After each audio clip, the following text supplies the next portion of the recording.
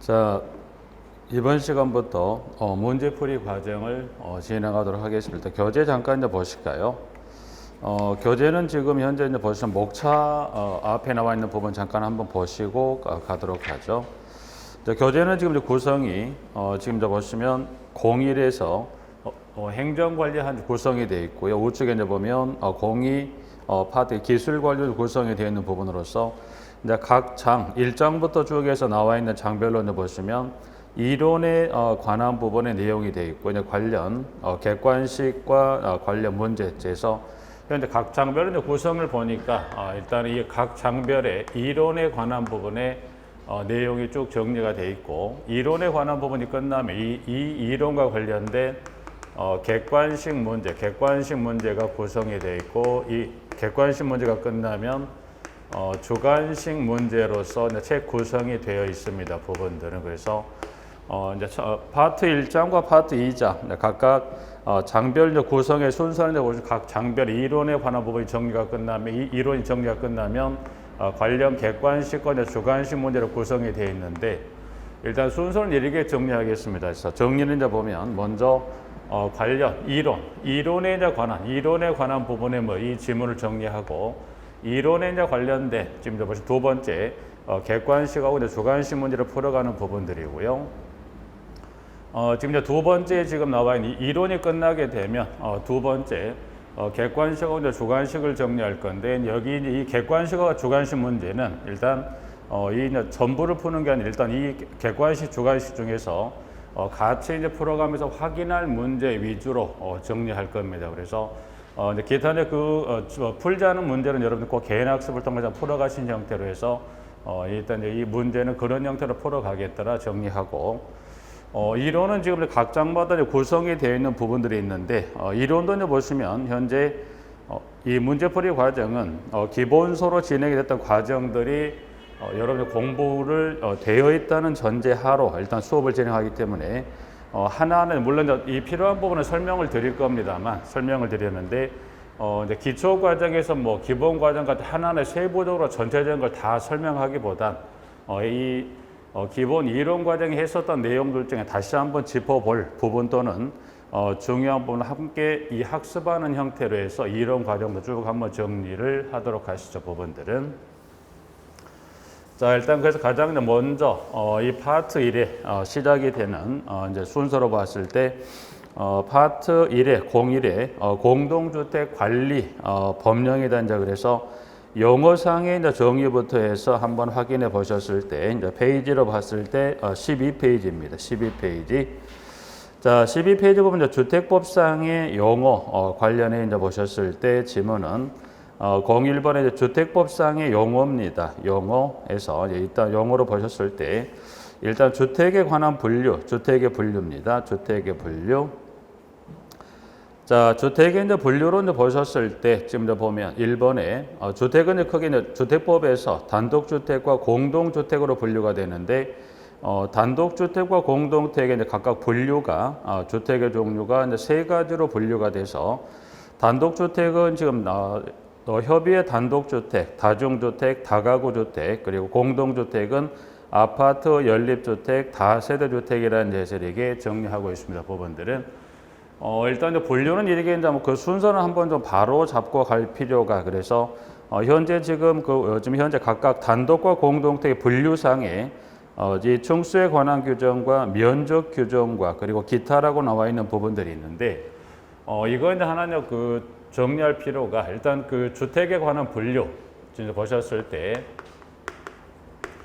자, 주택의 분류는 보시면 주택의 분류는 그거 보셨을 때 이제 그게 법령상의 기준을 주었을 때 이제 보시면 건축법령상의 주택의 분류하고 그리고 공동주택 건축법령상하고 주택법령상에서 이제 분류는 이제 건축법령상하고 이제 주택법령상의 이제 분류로 봤을 때 각각 분류는 두 가지입니다. 분류는 두 가지란 것은 단독주택하고 공동주택인데 분류상 봤을 때 자, 그러면 건축법령상에 지금 보면 단독주택입니다.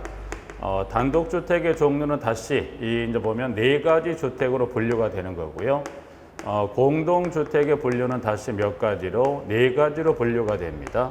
그리고 주택법상에 있어서 지금 보시면 단독주택에서 단독주택의 종류하고 네 가지 하고 그리고 공동주택의 분류가 몇 가지가 여기 세 가지네요. 그래서 세 가지 분류하고 공동주택 분류 세 가지. 일단 분류상에 봤을 때 지금 현재 단독주택의 셋, 공동셋은 이제 일단 주택의 분류 봤을 때 이제 주어지는 법령이 무슨 법령? 주택법령상에 이제 두 가지 단독 공동택하고 건축법령상의 단독 공동택에 관한 부분에서 일단 정리가 나와 있다. 그러면 여기 이제 주어지는 법령에 따라서 주택의 종류가 네 가지가 되었다가 또는 네 셋에서 하나가 들어가고 빠지는 건 뭐가 들고 빠지냐면 그럼 여기 이제 이걸 하나 확인할 필요가 있냐면 왜 그러냐면 일단 그러면 여기는 그러면 하나가 많고 여기도 마찬가지 하나가 많은데 뭐가 하나 더 많습니까 했을 때 단독주택에서는 지금 여기 이제 분류상은 따로 언급하지 않았지만 공간이 있어요. 공간.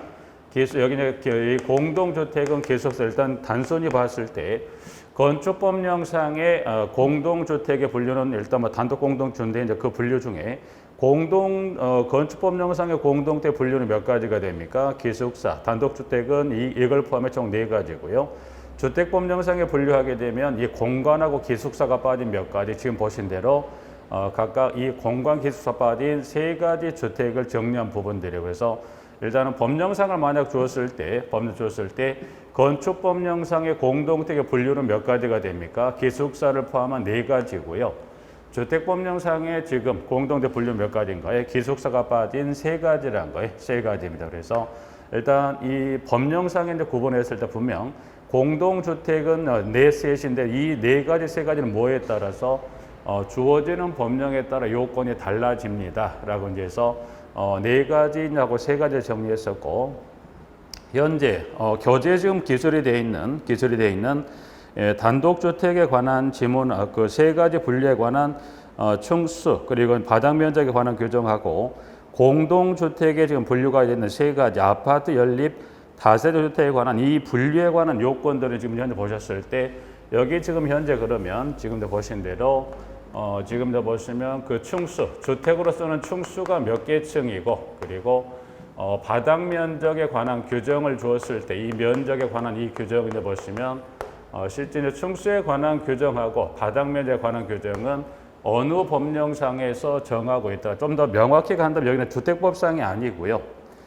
이 지금도 보신 대로 이 분류에 관한 부분들은 좀 보시면 여기 어디에서 건축법령상에서 단독주택이 현재 기술이 된 세 가지 그리고 공동택 간 세 가지 관련된 층수하고 바닥 면적에 관한 규정은 무슨 법령에 지금 그 근거 규정을 두고 분류하고 있다. 건축법령상입니다. 더 정확히 정리한다면 그래서 현재 이제 분류는 이제 주택법으로 표현해 놨지만 정확히 이제 이걸 확인하자면 층수하고 이 바닥 면적에 관한 규정 무슨 법령에서 건축법령상의 근거를 두고 분류가 된 거지 주택법상은 아니라는 거예요. 왜냐하면 분류를 갖고 시험에 나왔던 적도 있어요. 그래서 공동주택의 분류가 건축법상과 주택법상의 분류를 각각 이제 그 박스형의 형태로서 분류를 물어봤었던 지문도 있고 지금 보시는 이 층수하고 바닥 면적에 관해서 각각의 단독주택에 있어서 지금 두 가지 다중주택,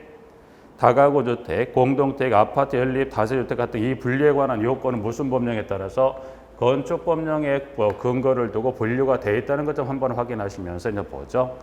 자 일단 그러면 주택으로서는 층수를 보셨을 때 다중주택하고 다가구주택은 주택으로서는 층수가 몇 개 층? 3개 층 이하입니다. 그리고 공동주택으로 갔을 때 아파트는 몇 개 층 이상? 5개 층 이상. 그리고 연립하고 다세대주택은 층수가 몇 개 층? 4개 층 이하다. 그래서 일단 층수로 놓고 봤을 때 단독주택에 있어서 이 두 가지 다중 다가구는 3개 층, 공동주택은 3가지 중에서 연립주택하고 다세대주택은 4개 층 이하고요. 아파트는 몇 개 층 이상? 5개 층 이상이 됩니다. 라고 이제 해서 층수에 관한 규정하고 바닥 면적의 합계는 이제 보시면 여기는 이제 바닥 면적의 합계. 바닥 면적이 여기는 그 면적 규정이 다 얼마가 되죠? 660제곱미터. 그래서 바닥 면적에 관한 규정은 모두가 다 규정치가 660제곱미터를 기준으로 해서 네 가지 지금 보신 대로 단독주택의 둘 그리고 공동택의 둘에서 면적은 660제곱미터를 기준으로 해서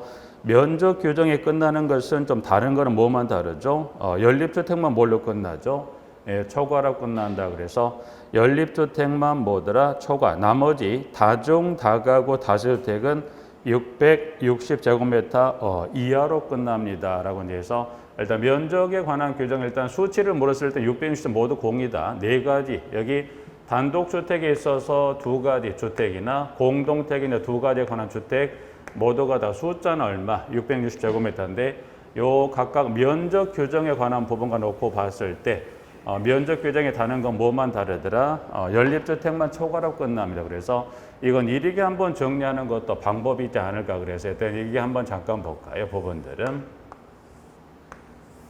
자, 일단 그러면 아파트를 보니까 아파트는 또 보니까 층수 규정은 정한데 면적 규정은 따로 없더라. 이제 그래서 지금 아파트는 그러면 아파트로 분류되기 위해서 갖출 요건은 뭐만 갖추면 되죠? 층수 요건만 몇 개층 이상, 5개층 이상입니다라고 해서 봤을 때 여기는 이렇게 하나 정리해 볼까요? 아오연초다이라 그래서 아오연초다이에서 여기서 이제 아랑간 아파트는 지금 아파트는 면적 규정은 따로 필요 없어. 뭐만 갖추면 층수만 5개층 이상이면 그래서 아오란 이야기는 아파트는 5개층 이상. 그다음 면적 규정이 이 네 가지 주택에 있어서 수치는 모두가 다 660을 기준으로 하는데 이하 초과를 봤을 때 뭐만 초과로 끝나죠? 연립주택만 뭘로 끝나요? 초과. 그래서 여기서 지금 연초다이란 것은 연립주택만 초과, 다란 것은 다중, 다가구, 다세대. 그래서 이 세 가지 주택은 면적 규정 얼마로 끝나더라? 이하. 그래서 이렇게 이제 해서 뭐 하나의 방법 정도만 뭐 제시한 겁니다. 그래서 이렇게 이제 층수에 관한 규정과 면적 규정 하나 정리했었던 부분이고, 다중주택은 지난 23회까지는 바닥 면적이 330이었던 게 660으로 개정이 돼서 이제 주택에 관한 면적 물어보면 모두가 얼마로? 660제곱미터로 하나 확인하실까요? 부분들은. 자, 일단 주택에 관한 분류점 한번 잠깐 설명드린 거고, 준주택은 지금 자 보시면 용어 정의하고 특히 이제 준주택은 종류, 박스에 들은 종류 네 가지는 준주택의 종류 네 가지는 꼭 주관식으로 기숙사부터 해서 오피스텔까지 혹시 이 중에 어떤 지문을 줘도 쓰실 수 있게끔 준비를 좀 해 놓으시자 해서 준주택. 자, 국민주택, 국민주택 밑에 나오는 동그라미 1 또는 2에 해당하는 주택을 국민주택을 하는데 규모는 어느 규모 이하인 주택이다. 그래서 국민주택 규모라고 그랬습니다. 그러면 국민주택 규모란 것은 면적을 정해놨다. 우측에 4번에 가보니까 주거 용도로 쓰이는 면적이 1호 또는 1세대당 얼마? 85제곱미터 이하인 주택을 말하는데 여기서 이제 면적은 꼭 85가 아니라 두 번째 줄 양가로 단서해서 수도권을 제외한 도시지역이 아닌 읍 또는 면 지역이면 얼마 이하인가요? 그때는 100제곱미터 이하가 됩니다. 그래서 국민주택 규모는 특정 단서와 수반되지 않으면 85로 가시면 되고요. 만약 지금 지문에 양가로 단서와 같이 이 법률에 따른 수도권을 제외한 도시지역이 아닌 읍 또는 면 지역에는 얼마? 여기는 지금 100제곱미터 이하가 됩니다라고 해서 문항 지문 4번 국민주택 규모 하나 확인하시고요. 사업주체 주택단지, 자 공구. 공구는 두 가지는 좀 구분할 필요가 있지 않을까 해서 공구로서 구분되기 위해서는 세대 간의 경계는 최소 너비 몇 미터 이상의 너비 확보할 거고 최소 그 세대 수는 몇 세대 이상이 되어야 분류할 거냐. 그래서 공구는 박스에 가보면 지금 1번에 지금 가에서부터 마에 해당되는 시설로 인해서 너비는 얼마 이상? 6m 이상. 그래서 6m 이상의 너비로 공구 간의 경계를 설정합니다. 하나. 그래서 공구 간의 너비 갖출 미터 6m 이상 플러스 한 장을 넘겼을 때 공구별 세대는 최소 몇 세대 이상? 300세대 이상. 그래서 공구는 두 가지 꼭 기억하십시오. 두 가지는 이 너비에 관련 숫자 6m 이상 그리고 공구별 세대 수는 몇 세대? 300세대 이상. 그래서 지금 공구 방금 봤던 공구 관련 질문을 보시면 공구 간의 너비 6m 이상 그리고 공구로 구분되게 최소 몇 세대 이상? 300세대 이상이면 공구로 구분한다. 숫자 관련해서 6과 300 하나 확인해 두시면 되겠네요. 부분들은. 자, 그 다음에 8번 세대 구분형 공동주택입니다. 부분 여기는 좀 볼까요? 자, 세대 구분형 공동택이라는 것은 하나의 전유 부분을 두 개의 공간으로 구분해서 구분된 각각 개소에 독립된 주거가 가능할 수 있도록 지어진 공동주택을 세대 구분형 공동주택. 그래서 자, 8번은 지금 그래서 두 번째 줄에 구분된 공간 일부를 소유할 수 있다 없다, 구분 소유할 수 없는, 즉 구분 소유를 인정하지를 않습니다. 그래서 지금 세대 구분형 공동주택을 살펴보고자 하는데, 일단은 세대 구분형 말고 세대가 이와 같이 세대가 이와 같이 구분이 됐다. 그래서 구분된 이 각각 개소마다 세대가 몇 세대, 두 세대가 살 수 있게끔 이 지어진 형태의 공동택을 세대 구분형 공동택인데, 여기는 각각 이 하나의 전유 부분이 두 개로 이게 구분되어 있지만 구분 소유는 인정하지를 않는다는 겁니다. 그래서 8번에 일단 그 박스 위에 지문 용어 하나 확인하고요. 밑에 있는 박스에서 유형을 하나 살펴보시는데, 유형은 이 세대 구분형 공동택 유형을 크게 두 가지로 분류할 수 있어요. 그래서 일단 유형만 먼저 살펴봤을 때 1번 사업계획의 승인을 받아 건설하는 공동주택의 경우 다음의 요건을 모두 충족합니다. 그래서 1번입니다. 유형은 지금 보신 대로 이와 같은 형태 유형은 이런 형태가 있다. 첫 번째 유형입니다. 유형은 지금 두 가지가 있는데, 지금 현재 보셨던 대로 유형은 두 가지가 있는데, 보셨을 때 자, 사업계획 승인. 자, 사업계획 승인을 받아서 뭐 했더라? 건설. 그러면 사업계획 승인을 받아 건설했다는 것은 애초에 이 공동택을 건설 공급하는 사업주체가 공동 최초 건설 공급할 때부터 이와 같은 유형으로서 구획을 이 구분해서 건설된 이 일부를 세대 구분형 공동택을 건설이 되는 경우가 있더라. 그래서 요건 쉽게 애초에 건물 사업주체가 건물을 지을 당시, 사업주체라는 사람이 건물을 지을 당시부터 이렇게 구분해서 공동택을 건설한 경우가 있더라가 첫 번째. 자, 이 건설되는 경우 요건은 몇 가지 요건을 갖춥니다. 네 가지 요건을 모두 갖춰 건설합니다. 유형을 일단 먼저 하나 봤고요. 두 번째, 자, 공동택 관리법에 따른 행위 허가를 받거나 신고를 하고 설치하는 공동택 경우 다음의 요건을 모두 충족합니다. 그래서 지금 두 번째는 지금 이 행위 허가 또는 신고를 하고 뭐 했더라? 설치가 되는 경우가 있다는 거예요. 그러면 이 행위 허가 또는 신고를 하고 설치되는 경우도 공동 경우 다음의 요건을 모두 충족합니다. 그래서 이 경우도 몇 가지 요건을 가져 설치합니까? 네 가지 요건 설치한. 요건 무슨 말이냐면, 자, 이 행위 허가 또는 신고를 받고 설치했다는 것은 애초에 사업주체라는 사람이 공동택을 건설할 당시는 이 세대구분 공동택이 아니었다는 거예요. 아니었던 공동택이나 사용검사 받고 입주 후에 어떤 상황이나 여건에 따라 필요에 따라서 뭐 했더라? 세대구분 공동택이 아니었던 공동택 이와 같이 세대구분 공동택으로 해서 설치되는 경우가 있더라고요. 그래서 여기 첫 번째는 애초에 건물을 지을 당시부터, 두 번째 설치란 것은 이 최초 사용권 입주 시는 아니었던 공동택 이후에 필요에 의해서 바뀌어진 형태를 말합니다. 그래서 각각의 네 가지 요건을 설명하는 것 중에 이제 보면, 자, 그럼 1번은 가나 다라에서 다하고 나만 좀 볼까요? 다하고 나. 물론 가나 한번 읽어보시고, 다번은 지금 해당 주택단지 공동택 전체 세대수 얼마를 넘지 않습니까? 3분의 1을. 그러니까 사업주체라는 사람이 건설 공급에 타도록 이와 같은 유형의 공동택 전부를 건설을 공급하는 게 아니라 그 중에 얼마, 건설 공급되는 단지 중에서 얼마 이상만 가능하더라.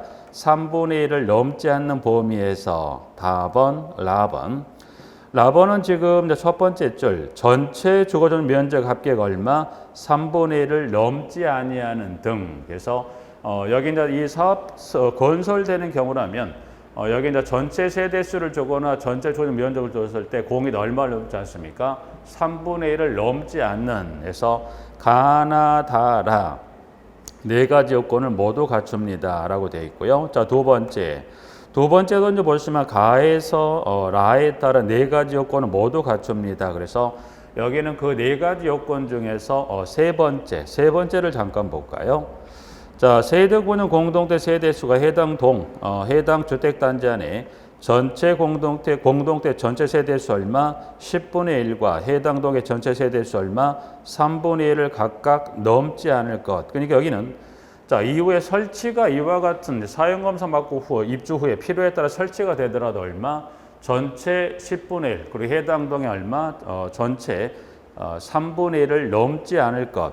그럼 넘지 않을 것인데 단서가 있어요. 그래서 여기는 그 네 가지에 관한 설치 기준 중에 지금 다번에 가면 등에 따른 이와 같은 단서를 가보니까 단서는 좀 이렇게 정리하네요. 보니까 특별자치시장, 특별자치도지사, 시장, 군수, 구청장은 부대시설의 규모 등 해당 주택단 여건을 고려하여 인정하는 범위에서 세대수의 기준을 뭐 할 수 있다? 넘을 수 있다. 그러면 여기 단서에 따라서 넘을 수 있다라는 것은 여기는 정리하고 있는 그러면 여기서 넘을 수 있다라는 건 뭘 말하냐면 전체로 봤을 때 10분의 1 그리고 해당 동으로 전체 세수 얼마 3분의 1을 넘지 않아야 되는 규정에도 불구하고 예외적으로 시장구 구청장의 등에 따라 허용한다면 뭐 하더라? 여기 넘을 수 있다는 건 뭘 넘을 수 있다? 10분의 1을 넘어갈 수도 있고 3분의 1을 넘어갈 수 있다는 이야기입니다. 근데 방금 여기 사업계획 승인을 받아 건설되는 경우는 예외적인 단서가 없이 세대수나 면적 얼마를 넘어가면 안 됩니까? 3분의 1 넘어가면 안 되는데 여기는 세대수에 관한 규정에 있어서는 여기 설치되는 경우라면 원칙은 10분의 1, 3분의 1 넘지 않은 예외적인 단서 요건에 해당하는 것들은 해당 세대수 기준을 넘어갈 수가 있다. 그래서 2번 하나 정리해 두시면 될 것 같습니다. 부분들은. 네, 그러기 위해서 세대급은 공동도 좀 정리하고요. 자, 도시형 생활주택 9번. 여기 이제 보면 용어. 일단 여기 이제 도시형 생활주택이라는 거 좀 현재 첫 번째 그 세부적인 요건 들어가기 전에 세대수는 몇 세대? 300세대 미만의 국민주택 규모에 해당하는 주택으로서 대통령령으로 지금 정하는 주택이다. 그래서 일단 도시형 생활주택 세대수 300세대 미만이라는 거 하나 하고 국민주택 규모입니다. 자, 그러면 구체적인 내용을 우측에다 확인해 보니까 박스에 가보시면 자, 1번 도시형 생활주택에는 법률 규정에 따라 어디에 건설됐습니까? 도시지역. 그러면 이 도시형 생활주택은 건설되는 지역이 어디예요? 도시지역이라고 그랬습니다. 그래서 도시지역에 건설하는 다음의 주택을 말한다. 그래서 분류는 세 가지입니다. 그래서 1번, 2번, 3번에서 세 가지 주택 중에 이제 그 중에 이제 보면 특히 원룸형 주택이 있죠. 그래서 주택 중에 이제 그 중에 보시면 이 도시형 생활주택 중에서 원룸형 주택. 자, 그 중에 이제 보면 이 원룸형 주택에 관한 부분에서 이제 보면 자, 그 세 가지 분류 중에 원룸형 주택으로 분류되기 위해서 몇 가지 요건을 모두 갖춘 공동주택 여기는 요건은 네 가지 요건을 모두 갖춘 공동주택을 말합니다. 그래서 지금은 가나 다라에서 네 가지 요건을 갖추는데 여기서는 그 중에 가나 다 세 개 그 관련 지문 중에 이제 보면 수치하고 용어를 주의하시는데 일단 수치 일단 두 가지 먼저 한번 봐볼까요? 세대별 주거 전용 면적은 얼마 이하? 50제곱미터 이하입니다. 그리고 다번. 일단 뭐 순서대로 가죠. 가번. 자, 그리고 독립된 주거가 가능하도록 무엇을 설치합니까? 욕실 및 부엌을. 그리고 다번. 욕실 및 보일러실을 제외한 부분을 하나의 공간으로 구성하는데 근데 면적 규정의 단서를 둔 얼마로 줬습니까? 30제곱미터 이상인 경우는 두 개의 공간으로 구성할 수 있다라고 이제 해서 현재 가나 다 중에 이제 크게 봤을 때 숫자는 지금 얼마? 50제곱미터 이하, 30제곱미터 이상. 그다음 영어는 여러분이 좀 구분할게. 독립된 주거라고 질문을 주면 욕실하고 지금 부엌이고요. 답번에 나와 있는 대로 하나의 공간으로 구성한다면 무엇을 제외하고 욕실 및 보일러실을 제외하고입니다. 그래서 여기는 지금 현재 숫자 두 가지도 봐두실 필요가 있지만 지금 영어는 이 주어지는 질문에 따라서 욕실과 그리고 무엇을 갖춰야 되고 무엇을 제외하고 하나의 공간으로 구성할 건지 해서 욕실과 부엌이나 욕실과 보일러실의 영어. 그래서 원룸에 있던 이와 같은 네 가지 요건을 모두 갖춘 주택을 뭘로? 원룸형 주택으로. 그래서 원룸형 주택은 출제 빈도가 좀 있기 때문에 지금 1번에 가나다 관련 용어와 숫자 좀 하나 확인하고요. 자, 2번하고 3번에 지금 설명하고 있는 것은 이겁니다. 이 하나의 건축물에 함께 건축할 수 있는 도시형 생활주택과 이 하나의 건축물에서 함께 건축할 수 있는 경우가 있고 건축할 수 없는 경우가 있는데, 여기서 정리하실 것은 함께 건축할 수 있다 없다 중에서 함께 건축할 수 있는 이 두 가지 경우를 좀 주의하시고요. 자, 일단 그러면 먼저 가보죠. 자, 문항 2번. 하나의 건축물에는 도시형 생활주택과 그 밖의 주택을 함께 건축할 수 없다. 2번. 자, 3번 먼저 갑니다. 하나의 건축물에는 단지형 연립주택 또는 단지형 다수주택과 원룸형 주택을 함께 건축할 수 없다라고 이제 해서 지문은 2번하고 3번은 함께 건축할 수 없는데, 여기 현재 문항 번호 2번에 지금 단서 2번에 주어지는 이 두 가지 단서 규정에 해당한다면 그때는 뭐 할 수 있다? 그때는 함께 건축할 수가 있습니다. 자, 그래서 밑에 이제 2번의 단서 지문에 가보니까 다음에 어느 하나에 해당하는 경우 예외를 한다는 것은 다만에 따른 단서면 그때는 뭐 할 수 있다? 함께 건축할 수가 있는데, 여기는 숫자 지문하고 용어를 확인하셔서 먼저 지문의 첫 번째, 자, 원룸형 주택과 주거전용 면적 85제곱미터를 초과하는 주택 1세대를 함께 건축하는 경우 예외적으로 함께 건축하는데, 여긴 지금 면적이 얼마? 85제곱미터를 초과라고 그랬어요. 초과하는 세대가 몇 세대? 1세대입니다. 1세대예요. 자, 여기는 초과, 일단 이 도시형 생활주택은 자, 잠깐 기억을 떠올려 보시면 여러분들이 국민주택 규모란 건 얼마였던가요? 수도권을 제외한 도시적이 아니라는 단서를 그 단서만 하면 얼마가 돼요? 100제곱미터. 그리고 이 단서가 없으면 얼마가 돼야 돼요? 85제곱미터. 100제곱미터야 85제곱미터야 하는데 여기는 85를 초과하더라. 그러니까 이제 그 면적은 얼마예요? 이제 1호 또는 1세대당의 주거 면적 얼마? 85. 그러니까 도시 지역에 건설이 됐으니까 도시 지역이니까 얼마 이하가 돼요? 85 이하가 됩니다. 그런데 85제곱미터 이하가 되는데 얼마를 초과하더라? 85를 초과하는 세대가 몇 세대만이라고 그래서 한 세대. 그러면 이 한 세대라는 건 누가 거주하는 공간이냐면은 여기는 소유자 또는 관리자가 거주하는 공간의 한 세대 한에서만 뭐 하더라? 예외적으로 함께 건축할 수 있죠. 그래서 그 부분 하나 하고, 두 번째. 자, 두 번째는 법률 규정에 따른 그 대상 지역이 두 가지 지역에 제한을 두어서 준주거 지역 또는 상업 지역에서 원룸형 주택과 도시형 생활주택 외의 주택을 함께 건축하는 예외적으로 가능합니다. 그래서 여기서는 지금 보신 대로 예외적으로 이 두 가지 단서 규정에 따른 1과 2에 따른 경우 함께 건축할 수 있다 없다?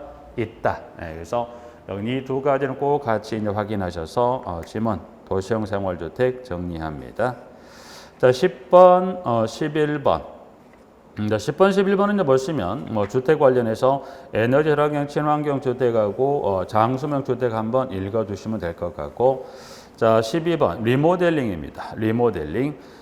리모델링 이제 보시면 이제 그 주택법상 용어에서 가장 기본, 특히 이제 리모델링 파트에서 용어에 관한 부분과 관련했을 때 리모델링에서 가장 출제 빈도라고 그럴까요? 했을 때 일단 리모델링은 보시는데, 리모델링은에서 이 주택법상 용어 건축물의 노후 확대 또는 기능 향상 등을 위한 다음에 어느 하나에 해당하는 행위를 말한다. 그래서 1번의 대수선과 2번의 증축입니다. 리모델링은 여러분이 리모델링을 보실 때 이 허용되는 행위 변경은 무슨 행위 변경이 가능합니까? 대수선하고 증축이 가능한데, 여기서는 그 두 개의 행위 중에 무슨 행위에 대해서 증축과 관련된 행위를 좀 확인할 필요가, 그래서 증축은 지금 현재 2번하고 문항 3번 증축 관련 규정에 따른 수치 위주 좀 확인해 보죠. 2번에서는 좀 두 가지를 확인하셔야 돼요. 2번에 좀 보실까요, 여러분들이? 증축의 시기하고 중축의 면적 규정을 이제 정리하고 있는 것으로서 자 그러면 중축은 어느 시점이 되어야 중축을 수반한 리모델링 할 수 있을 거냐. 그래서 시기는 이번에 보니까 15년이죠. 그런데 꼭 15년이 아니라는 보니까 양가로 가보니까 15년 이상 20년 미만의 연수 중에 시도의 조례로 정한 경우는 그때는 어떻게 돼요? 그때는 시도의 조례 정했다면 그때는 조례로 정한 연수가 중축의 시기가 되는 거예요. 그래서 법에서는 15년이 되어 있지만 예를 들어서 서울시 조례로 중축의 시기를 예를 들어 17년으로 정했다라고 한다면 서울시 소재 공동택의 중축의 시기는 몇 년이 되는 겁니까? 법으로 정한 15년이 아니라 몇 년? 17년이 되더라. 그래서 해당 시도의 조례로 정한 기간이 있다면 그 조례로 정한 기간이 중축의 시기가 되는 겁니다. 부분들은. 자, 그 다음 이어지는 질문을 보면 그와 같은 시기에 됐을 때 얼마 면적 내에 가능할 거냐. 그래서 그때는 각 세대 주거지는 면적이 얼마? 30% 이내에서 중축 가능합니다. 근데 면적은 꼭 30이 아니라 얼마까지 가능하더라. 그래서 중축은 지금 보니까 면적은 얼마까지? 30%까지 가능한데 예외도 얼마까지 가능할 수 있다? 40% 내까지 중축할 수 있는데 40%까지 중축하려면 이때는 지금도 보신 대로 단서 요건하고 나와줘야 돼요. 그래서 주어지는 단서를 이제 보시면 그 지문에 양가로 주거 전용 면적의 85제곱미터 미만인 경우에는 얼마? 40% 이내에서 중축할 수가 있다. 그래서 이때는 면적 규정이 지금도 보시면 면적 규정이 얼마? 40%를 꼭 뭐랑 나와야 돼요? 여기는 85제곱미터. 그래서 85제곱미터 미만인 경우라면 그때는 얼마예요? 얼마까지 가능하다? 40%까지 가능합니다. 그래서 1번에서는 두 가지 시기하고 면적 규정 좀 확인했고요. 자, 3번. 3번에는 두 가지입니다. 세대수 증가형 리모델링 규정하고 수직 중축형 리모델링의 요건을 충족하는데 지문들 일단은 먼저 보죠. 그러면 3번입니다. 자, 각 세대 중축하는 면적을 합산한 면적 범위에 기존 세대수 몇 % 이내에서 세대수를 증가하는 중축이 가능하냐. 그래서 15%. 예를 들어서 공동택 세대수가 1000세대라고 예를 들어보죠. 그러면 1000세대면 최대 몇 세대를 더 늘릴 수 있다? 15% 이내라고 했으니까 최대 150세대를 최대한 법에 허용하는 한도는 몇 세대까지? 1000세대 공동택에서는 이 세대 증가 리모델링을 통해서 최소 얼마를 늘릴 수 있다? 15%라는 것은 150세대까지는 중축해서 늘릴 수가 있더라라고 해서 하나. 다만 수직으로 중축하는 행위는 다음의 요건을 모두 충족한 경우로 한정한다. 그래서 수직 중축, 수직 중축을 한번 볼까요? 중축인데 여기는 수직 중축이에요.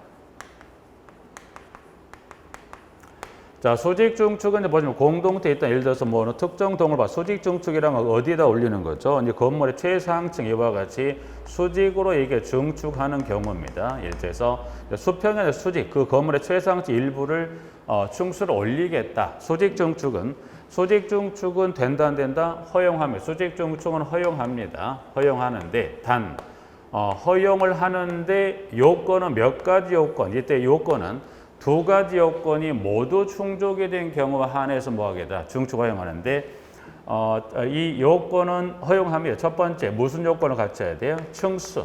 그래서 층수는 지금 현재 보신 대로 박스에 잠깐 가볼까요? 박스에 가보면 일단 그 질문에 기역에서 박스에 가면 수직 중축형 리모델링 대상이 되는 기존 건축물 층수가 몇 개층? 15층 이상인 경우는 몇 개층까지 증축할 수 있다? 3개층. 그리고 14층이 하면 몇 개층까지 증축할 수 있다? 2개층까지. 그래서 지금 보시면 이 건물의 층수가 15층 이상이면 이 층수를 몇 개층까지 증축할 수 있다? 3개층. 이 건물의 층수가 몇 층? 14층이면 여기다 몇 개층까지 증축할 수 있다? 2개층까지 증축할 수 있다. 그래서 여기는 층수에 관한 규정도 충족이 되고요. 두 번째는 밑에 있는 박스를 벗어나서 2번 이윤으로 가보니까 리모델링 대상 건축물의 구조도 보유 등의 대통령령으로 정한 요건이라고 되는 구체적인 좀 언급이 되지 않았는데 여기서 이제 구체적인 건 뭐냐면 여기서는 말하는 이 층수에 관한 요건 플러스 두 번째 이 요건까지 갖춰야 모두 갖춰야 허용하겠다. 그래서 여기서 이제 말한 건 뭐냐면은 저 요점 하나 뭐 보완해서 잠깐 봐볼까요? 신축 당시 구조도입니다. 구조도니까 구조도는 언제? 건물을 지을 당시 이 건물을 지을 당시 구조도를 갖춰내서 이 두 가지 요건이 모두 충족이 되는 조건 하에서 뭐가 허용하겠다. 그래서 여기는 이 구조도는 뭐예요? 건물을 지을 당시에서 여기다가 3계층 또는 2계층을 올렸다고 가정을 해봐요. 그럼 이 하중을 이 건물이 견딜 수 있는 건 뭐예요? 구조 계산이 안 되면 이 하중을 그냥 못 견디면 결국 건물은 무너질 수밖에 없다 보니까 용도 변경 등을 통한 그게 아니라 애초에 건물을 지을 당시 뭐가 있어야 돼요? 구조도를 보유하고 있는 이 요건하고 즉 방금 층수에 따라 2계층, 3계층 플러스 신축 당시 구조도를 보유하고 있는 이 두 가지 요건이 모두 충족이 되어야 뭐 하겠다. 여기는 이 수직 증축 허용하겠더라. 그래서 여기는 신축이란 요 포인트거든요. 신축 요거 봐주시고요. 그래서 두 개 요건을 갖추면 가능합니다. 해서 지금 리모델링은 양가로 1번하고 양가로 2번. 중축형 리모델링 안전진단이라는 것은 지금 보신 대로 면적이나 세대수가 늘어나죠. 그러면 면적이 늘거나 세대수가 늘어나면 어떻게 돼요? 이 건물의 상태가 부실한 상태에 시공할 수 없다 보니까 중축형 리모델링이라는 것은 면적 또는 세대수가 늘어나는 것을 중축형 리모델링이라 하고 그 중축형 리모델링 하기 전에 뭘 합니까? 안전진단을 받아야 됩니다. 그래서 밑에 박스에 들어가 보면 그 안전진단 의뢰기관이 지금 두 번째 갔을 때 중축형 리모델링 안전진단은 셋 중에 하나. 그래서 1번에 안전진단 전문기관, 두 번째 국토안전관리원, 세 번째는 한국건설기술연구원. 그래서 기관은 지금 1, 2, 3에 따른 세 개 기관 중에 하나를 선택을 해서 의뢰하는데 이때는 이 기관이 단독으로 하는 게 아니라 그 위에 첫 번째죠. 첫 번째 문항 2번에 갔을 때 시장군수구청장은 대통령령으로 정하는 기관 안전진단을 의뢰하여야 하며 안전진단을 의뢰받은 기관은 리모델링 하려는 자가 추천한 건축구조기술사와 함께 진단을 실시한다. 그래서 여기 밑에 그 두 번째 나와 있는 그 1, 2, 3에 따른 세 가지 기관 중에 하나를 선택했다면 선택된 기관이 단독으로 하는 게 아니라 뭐 예를 들어서 두 번째 국토안전관리원을 선택했다면 국토안전관리원은 단독으로 하는 게 아니라 국토안전관리원과 플러스 누가 같이 하세요? 리모델링을 하려는 자가 추천한 건축구조기술사와 중축형 리모델링 안전진단을 함께 한다는 거, 그거 정도 하나 봐두실까요? 부분들은. 자, 11번은 공동주택 성능 등급이라는 자 그래서 지문에 13번은 그 세대수. 일단 13번은 두 가지 좀 확인해 볼까요? 자, 공동주택 성능 등급은 뭐냐? 지문에 사업주체가 500세대 이상의 공동주택을 공급할 때는 공동주택의 성능 및 품질을 입주자가 할 수 있도록 법률 규정에 따라 다음의 공동주택에 대한 등급을 발급받아 0으로 정하는 방법에 따라 어디에 표시합니까? 입주자 모집 공고에 표시한다라고 되어 있습니다. 그래서 가장 먼저 출발하면서 확인할게. 공동주택 성능에 대한 등급을 입주자 모집 공고에 표시하여야 하는 세대수를 물었을 때 사업주체가 몇 세대 이상의 공급할 때 세대수 500세대 이상 하나 확인하고요. 자, 이제 그러면 500세대 이상은 이 입주자 모집 공고에 표시하는데 등급은 몇 가지 등급이냐? 그래서 봤더니 1번부터 5번까지 5가지 등급이죠. 그래서 여기는 지금 모두가 다 지금 현재 교재문항 번호 13번이죠. 13번. 그래서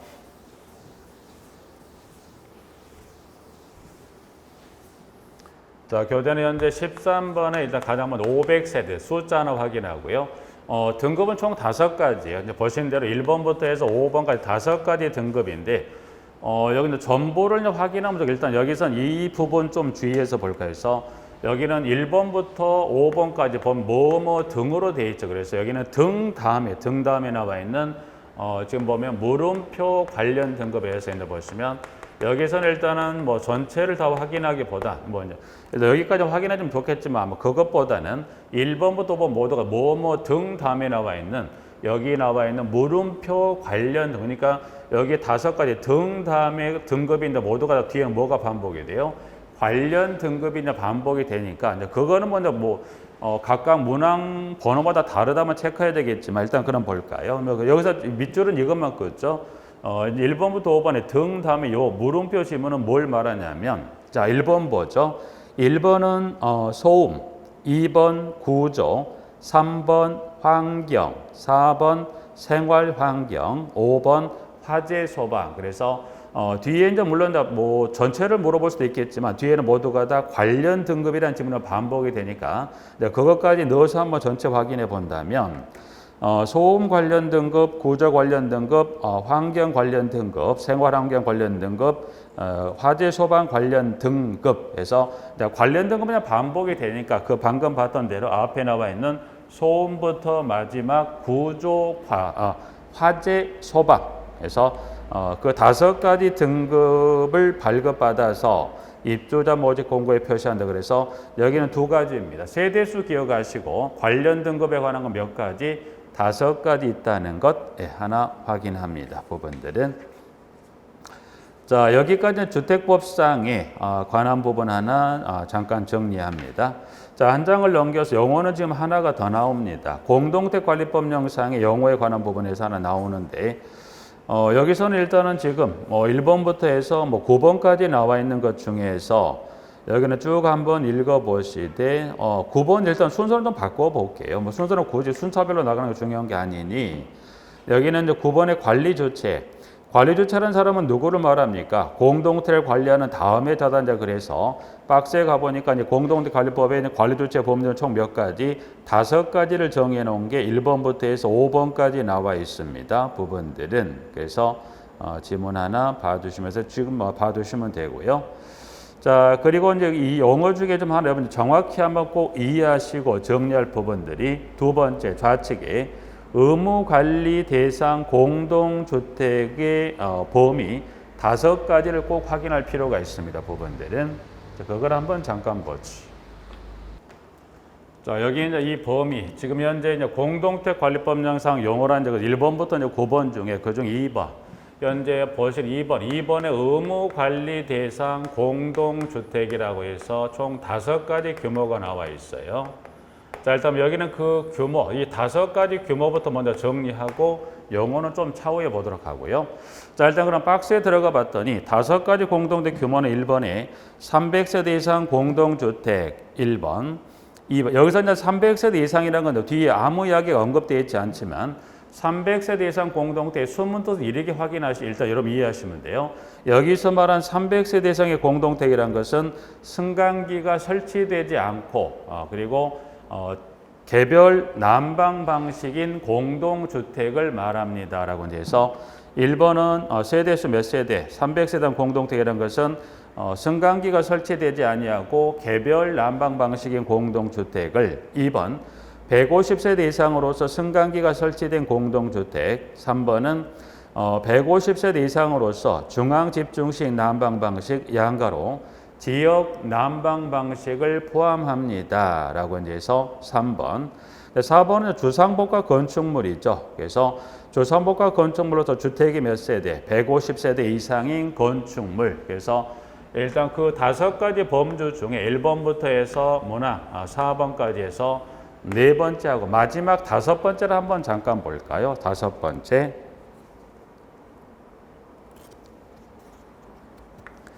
자, 5번째로 가시면 1부터 4까지 해당하지 않은 공동주택 중 입주자 등이 대통령령으로 정하는 기준에 따라 동의하여 정하는 공동주택을 그래서 대통령령으로 정하는 기준의 양가로 된 단서가 뭐라고 되어 있냐면 전체 입주자 등이 얼마? 3분의 2 이상이 서면으로 동의하는 방법이라고 되어 있는데 그게 어떤 의미를 말하고 있냐면 5번은 이렇게 하나예요. 5번은 이렇게 한번 예를 들어서 설명해 볼게요. 여기는 1부터 4까지에 해당하지 않은 공동주택이라고 그랬어요. 그럼 예를 들어서 공동택의 세대수가 예를 들어서 130세대, 세대수가 130세대이면서 난방은 무슨 난방? 지역 난방입니다. 그러면 자, 세대수가 130세대이면서 지역 난방 방식의 공동택은 의무 관리 대상 공동택에 해당이 된다 안 된다? 안 됩니다. 최소 지역 난방 방식 공동택이 의무 관리 대상으로 분류가 되려면 세대수가 몇 세대 이상이 돼야 돼요? 150세대 이상이 되어야 돼요. 그래서 일단 5번은 그럼 일단 여기 130세대이면서 지역 난방 방식 공동택은 의무 관리 대상 공동택이 아닙니다. 그럼 이 공동택은 의무 관리된 공동택 될 수 없다? 될 수 있다. 될 수 있다는 양이 무슨 말이지? 그 양가로 단서에 나와 있듯이 요 130세대에 얼마? 이 전체 입주자 등이 있죠. 전체 입주자 등이 얼마가 서면 동의했다. 그래서 전체 입주자 등의 3분의 2 이상. 그래서 전체 입주자 등의 3분의 2 이상. 그래서 전체 입주자 등의 3분의 2 이상이 서면 동의했다면, 자 여기는 전제가 있죠. 그래서 이 130이고 지역 난방은 아닌데 의무 관리 대상이 아닌데 전체 입주자 등의 3분의 2 이상이 서면 동의했다면 어느 경우도 이 130세대이면서 지역 난방 방식의 공동택도 뭡니까? 의무 관리 대상 공동택으로 전환이 되는 거예요. 그래서 이 이후에 이제 보시면 용어상에는 나중에 한번 확인할 필요가 있을 건데 지문은 용어만 잠깐 한번 볼까요? 여기는 한번 그 용어를 다시 이따 뭐 설명을 드리겠지만 여기는 현재 교재 잠깐 보셨을 때 교재 23페이지 한번 잠깐만 23페이지 잠깐만 볼까요? 23페이지 가면 밑에 4번에 지금 23페이지 4번에 가면 뭐라고 돼? 23페이지에 하단에 4번에 가면 뭐라고 돼 있냐면 그 제목이 의무 관리 대상 공동주택 전환 등이라고 돼 있습니다. 그래서 4번의 제목을 보니까 의무 관리 대상 공동주택 법령 그대로 지문 그대로 가볼까요? 공동주택 전환 등이라고 그랬습니다. 전환 등. 자, 이제 보시면 현재 여기 이 5가지 공동주택자 5번에 관한 건 이제 뭐 이와 같이 설명을 하는 데서 여기는 뭐라고 표현하냐면 의무 관리 대상 공동택은 뭐예요? 전환 등이라고 그랬어요. 전환 등이라.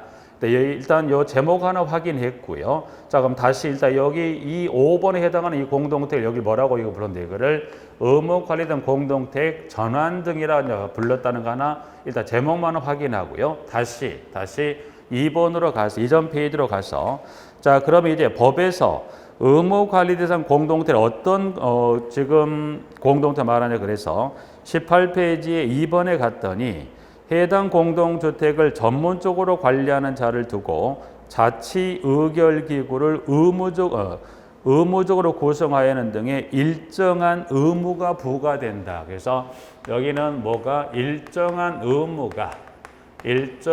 의무가 부과되는 공동주택을 뭐라? 의무관리 대상 공동주택이라 합니다. 그럼 하나 그중에 방금 봤던 대로 자, 공동주택을 전문적으로 관리하는 자를 둔다는 건 누구를 배치합니까?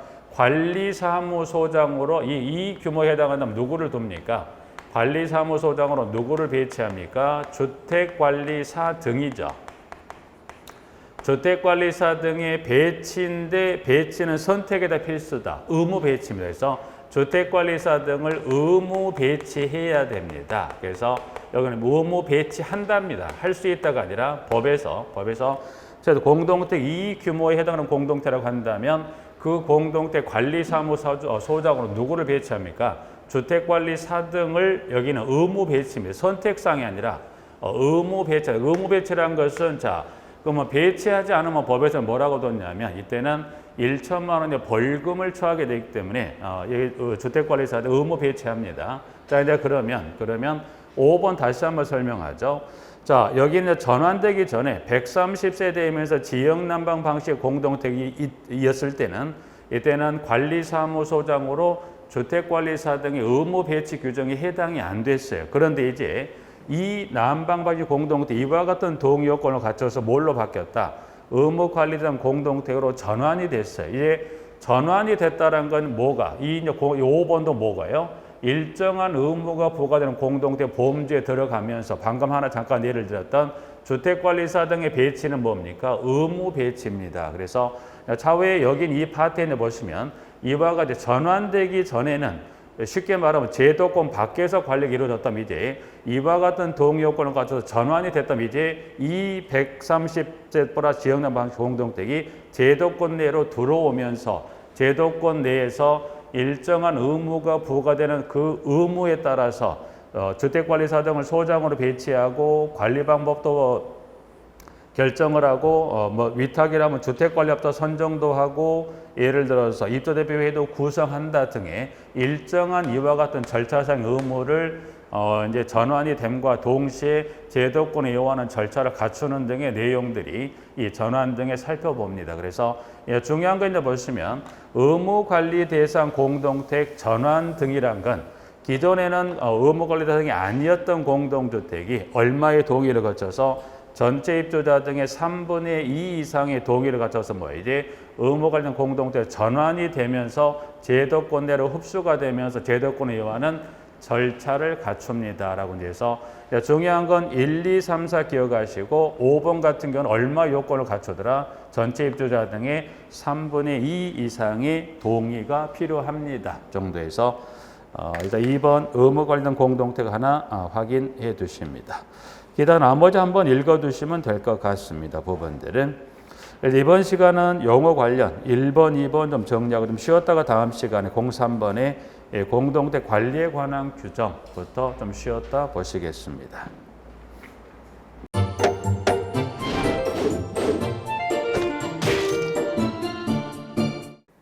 안녕하세요. 주택관리자 관리 실무를 담당하는 김혁입니다. 주택관리자 공부를 하다 보면 방대한 양의 자료를 봐야 합니다. 하지만 그것을 일일이 다 출력을 하거나 보관을 하는 데는 불편함이 있습니다. 이를 해소하기 위해 핸드폰을 활용할 수 있는데요. 네이버 밴드라는 어플을 통해 필요한 자료를 보거나 다운받을 수 있습니다. 이 네이버 밴드를 활용하는 방법을 알려드리도록 하겠습니다. 1단계 네이버 밴드 어플을 다운받는다. 가장 먼저 안드로이드 버전은 플레이스토어를 클릭합니다. 아이폰은 앱스토어에서 하시면 됩니다. 그 다음에 검색창에 네이버 밴드를 검색하시고 다운 혹은 설치를 클릭하시면 됩니다. 2단계 밴드 어플에서 주수모를 검색한다. 설치가 완료되면 어플을 눌러 밴드를 실행시키겠습니다.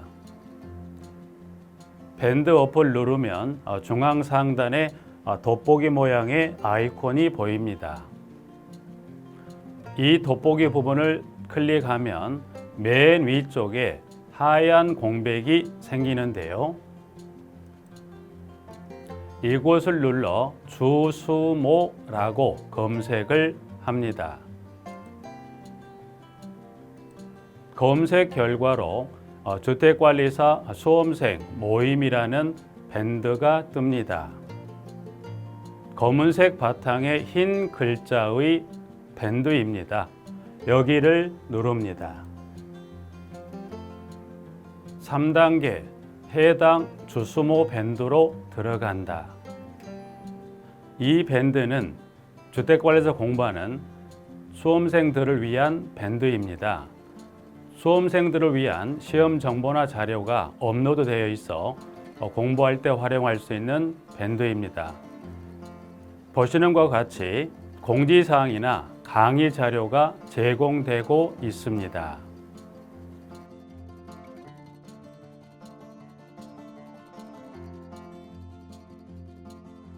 4단계 또 다른 꿀팁 모바일 일일 학습. 이제 핸드폰으로 짬 시간을 활용하여 공부하는 학습법을 알려드리겠습니다. 자료 페이지에서 뒤로 가기를 누르면 처음 봤던 페이지가 뜹니다. 여기서 내려가 보세요. 모바일 일일 학습이란 코너가 보입니다. 이 부분을 누르면 교수님들이 매일 업데이트하고 있는 강의 자료들이 보입니다. 핵심 부분이라고 할 수 있는 문제들이 나열되어 있고요. 더 아래로 내려가면 정답과 해설 부분이 있습니다. 맨 아랫부분을 보시면 이렇게 댓글 쓰기도 남길 수 있고요. 스마일 부분을 눌러 좋아요 표시할 수도 있습니다. 짬을 내어 스스로 학습한 뒤 모르는 부분을 질문할 수도 있고, 하루 동안 공부했던 것을 정리하거나 공부한 소감을 적으실 수 있습니다. 지금까지의 과정과 같이 주스모 밴드에 가입 시 매월, 매주, 매일 업데이트되는 다양한 양질의 자료들을 접하실 수 있습니다. 꼭 가입하시어 좋은 자료 많이 받으시고 여러분이 합격하시기를 진심으로 기원하겠습니다. 공동주택 관리실무 김혁 교수였습니다. 감사합니다.